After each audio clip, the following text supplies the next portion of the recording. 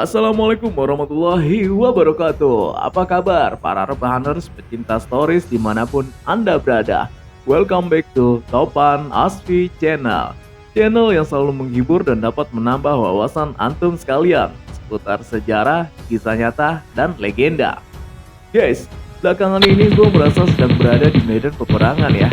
Setiap hari gue selalu ngedenger suara senapan kayak gini nih. Astaga, ini namanya lato-lato yang lagi heboh ngalahin ketenaran Ice Mac dan Bongeng Dayam. Gue gak habis pikir guys, apa enaknya itu bocil-bocil mainin beginian. Dua biji diadu-aduin, kayak kagak ada kerjaan aja. Tapi virus ini mau wabah sampai keluar angkasa. Kan gue jadi penasaran. Akhirnya gue beli juga dah, 10.000. Nah, gue udah mainin 1 jam masih kagak bisa juga. Kayaknya gue mesti begadang deh buat latihan lato-lato. Pokoknya besok gue mesti udah bisa. Anjir, apaan sih, kurang kerjaan banget. 1 menit terbuang gue cuman ngomongin aduh salah kayak gini ya.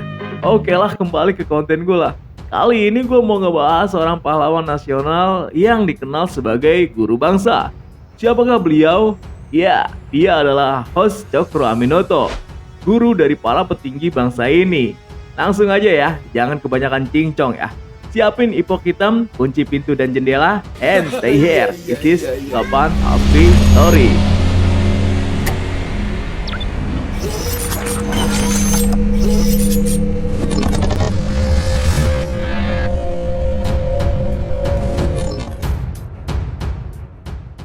Raden Mas Haji Umar Said Cokro Aminoto, lahir tanggal 16 Agustus 1882, wafat 17 Desember 1934.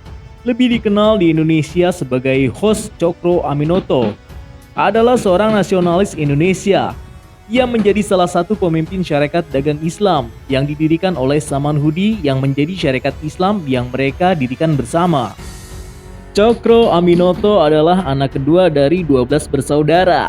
Dari ayah bernama Raden Mas Cokro Amiseno, salah seorang pejabat Wedana Kleco, Magetan pada saat itu. Kakeknya Raden Mas Adipati Cokro Negoro pernah juga menjabat sebagai Bupati Ponorogo. Mertuanya adalah Raden Mas Mangunsumo yang merupakan wakil Bupati Ponorogo. Beliau adalah keturunan langsung dari Kiai Ageng Hasan Besari dari Pondok Pesantren Tegalsari, Ponorogo. Setelah lulus dari sekolah rendah, ia melanjutkan pendidikannya di sekolah Pamong Praja di Magelang. Setelah lulus, ia bekerja sebagai juru tulis Patih di Ngawi. 3 tahun kemudian, ia berhenti. Cokro Aminoto pindah dan menetap di Surabaya pada 1906. Di Surabaya, ia bekerja sebagai juru tulis di firma Inggris Coy & Co. dan melanjutkan pendidikannya di Sekolah Kejuruan Burgerlijk Avon School jurusan Teknik Mesin. Pada bulan Mei 1912, Hos Cokro Aminoto mendirikan organisasi Serikat Islam yang sebelumnya dikenal Serikat Dagang Islam dan terpilih menjadi ketua. Salah satu trilogi darinya yang termasyhur adalah Setinggi-tinggi Ilmu, Semurni-murni Tauhid, dan Sepintar-pintar Siasat. Ini menggambarkan suasana perjuangan Indonesia pada masanya yang memerlukan 3 kemampuan pada seorang pejuang kemerdekaan. Dari berbagai muridnya yang paling ia sukai adalah Soekarno, hingga ia menikahkan Soekarno dengan anaknya yakni Siti Utari, yaitu istri pertama Soekarno. Pesannya kepada para murid-muridnya ialah jika kalian ingin menjadi pemimpin besar, menulislah seperti wartawan dan berbicaralah seperti orator. Perkataan ini membius murid-muridnya hingga membuat Soekarno setiap malam berteriak belajar pidato hingga membuat kawannya Musso, Alimin, SM Kartosuwiryo, Darsono, dan yang lainnya terbangun dan tertawa menyaksikannya. Oleh Belgia, beliau dijuluki sebagai De Onge Kronde van Java atau Raja Jawa tanpa mahkota. Cokro Aminoto adalah salah satu pelopor pergerakan di Indonesia dan sebagai guru para pemimpin-pemimpin besar di Indonesia. Berangkat dari pemikirannya pula yang melahirkan berbagai macam ideologi bangsa Indonesia pada saat itu. Rumahnya sempat dijadikan rumah kos para pemimpin besar untuk menimba ilmu padanya, yaitu Semaun, Alimin, Musso, Ananda Hirdan, Imran Halomoan, bahkan Fajrin Hamonangan pernah berguru padanya. Ia adalah orang yang pertama kali menolak untuk tunduk pada Belanda. Setelah ia meninggal pada 17 Desember 1934, lahirlah warna-warni pergerakan Indonesia yang dibangun oleh murid-muridnya, yakni kaum sosialis komunis yang dianut oleh Semaun Musso Alimin, Soekarno yang nasionalis, dan Sekarmaji Marijan Kartosuwiryo yang Islam merangkap sebagai sekretaris pribadi. Namun ketiga muridnya itu saling berselisih menurut paham masing-masing. Pengaruh kekuatan politik pada saat itu memungkinkan para pemimpin yang tadinya berkawan itu saling berhadap-hadapan hingga terjadi pemberontakan Madiun 1948 yang dilakukan oleh Partai Komunis Indonesia karena memproklamasikan Republik Soviet Indonesia yang dipimpin Musso. Dengan terpaksa Presiden Soekarno mengirimkan pasukan elit TNI yakni Divisi Siliwangi yang mengakibatkan Abang, sapaan akrab Soekarno kepada Musso, pemimpin Partai Komunis saat itu, tertembak mati pada 31 Oktober 1948. Pemberontakan kemudian dilakukan oleh Negara Islam Indonesia atau NII yang dipimpin oleh SM Kartosuwiryo dan akhirnya hukuman mati yang dijatuhkan oleh Soekarno kepada kawannya Sekarmaji Marijan Kartosuwiryo pada 12 September 1962. Guys, kita kembali lagi ke tokoh kita ya. Tempat kelahiran Cokro Aminoto sendiri menuai polemik karena terdapat dua versi, yakni di Ponorogo dan di Madiun. Bila di Ponorogo, Cokro Aminoto lahir di Tegalsari, sedangkan di Madiun sendiri terdapat dua tempat, yakni Bakur dan Bukur.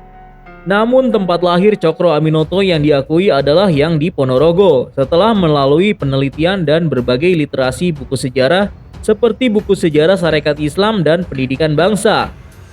Selain itu telah disahkannya sebuah jalan Hos Cokro Aminoto di Ponorogo yang diajukan Bupati Ponorogo, Ipong Mukhlisoni, kepada pemerintah pusat karena nama jalan merupakan putra daerah Ponorogo. Kemudian dilanjutkan oleh Bupati Ponorogo. Selanjutnya, Giri Sancoko membuat monumen Hos Cokro Aminoto di sepanjang jalan tersebut.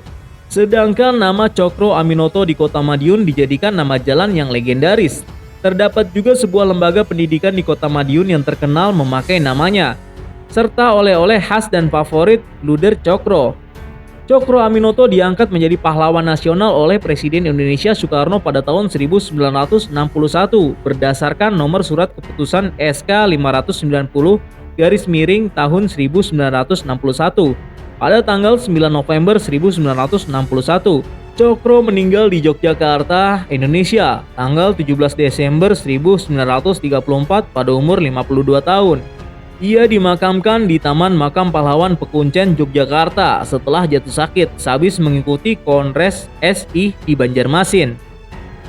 Beliau meninggalkan seorang istri, Ibu Suharsikin, dan 5 orang anak, yaitu Siti Utari, Utarjo Anwar Cokro Aminoto, Arsono Cokro Aminoto, Siti Islamia, dan Ahmad Suyud.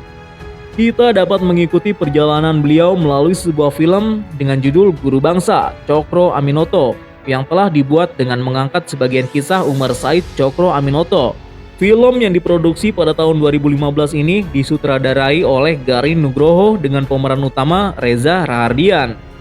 Guys, demikianlah perjalanan seorang guru bangsa Hos Cokro Aminoto yang merupakan salah satu pemimpin organisasi pertama di Indonesia, yaitu Sarekat Islam atau SI pada tahun 1912 sebagai pelopor gerakan Serikat Buruh di Indonesia. Ide politik dari Hos Cokro Aminoto melahirkan berbagai ideologi untuk saat itu. Cukup sekian konten kali ini, mohon maaf atas segala kesalahan baik yang disengaja maupun yang tidak disengaja. Terima kasih atas perhatiannya. Akhirul kalam, assalamualaikum warahmatullahi wabarakatuh.